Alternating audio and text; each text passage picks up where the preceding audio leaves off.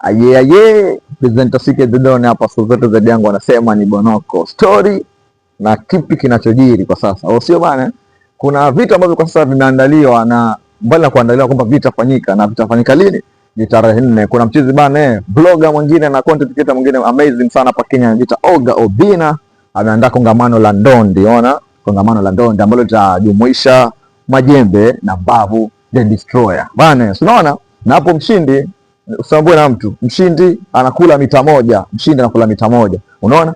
Na maandalizi hata yashafanyika, viongozi mbalimbali wako na wamesupport, akiwemo rais wenu mteule William Samoei Ruto ametoa mita 2 kama sijakosea, na kama nimekosea nadhani ni 3 mita shazitoa. Kuna baadhi wa bunge pia amechangia ili kufanya tamasha hilo la ndondi liweze kutamba na kuwa la kifani ambalo litaandaliwa mjini Nairobi. Na mbali na hivyo sasa hapa Mbavu the Destroyer Mbavu the Destroyer, kumradi yeye hajaishiriki pambano lolote la ndondi, ni mara yake ya kwanza kushiriki pambano lake la ndondi, unaona. Na mbali na kwamba ni mara yake ya kwanza kushiriki pambano lake la ndondi, amekuwa na mbwembwe, madaha, majigambo Waswahili wanasema bwana.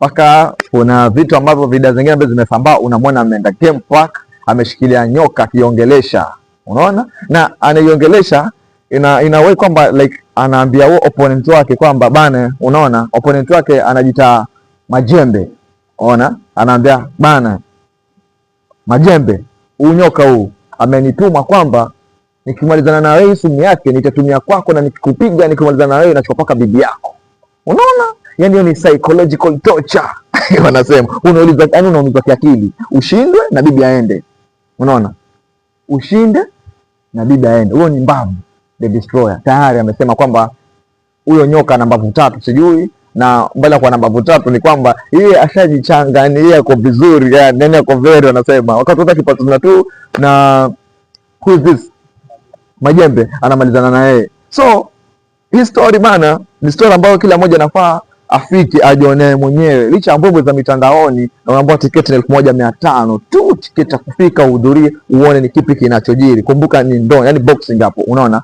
ni boxing. Mita moja bro, si rahisi kwa uchumi. So kila mmoja na venye ana train aone kwamba hiyo siku atakuwa mshindi, kwa sababu unapoka kwenye michezo kuna mshindi na mshindwa. So kuna Majembe na kuna Mbavu, na Mbavu naambia pambano hili ni mara yake ya kwanza, hajawahi pigana. Hapo ukienda kwa Majembe ashawahi pigana, ashawahi shinda, ashaitoka mshindi, so ana experience. Lakini mwenzetu hapa Mbavu ye ni kujiaminia, majigambo, shangwe na nderemo, anasema liwalo na liwe tu, mimi hapo ni kumtandika Majembe wife wake ubavuni, mimi natoka tu na yani kama tupake, yani unaona. So jamaa anasema kwamba yeye ashajitayarisha vilivyo na mazoezi anaendelea kama kawaida. Nakumbuka kwamba hii kitu imehostiwa na si mwingine ni Oga Obina, yeye ndo ameweza kutengeneza tamasha hili, rais pia amesponsor, unaona. So jamani, tufike to watch, tuone mshindi ni nani. Presenter Sike, follow for more updates. Zaidi yangu siku zote wanasema ni Bonoko.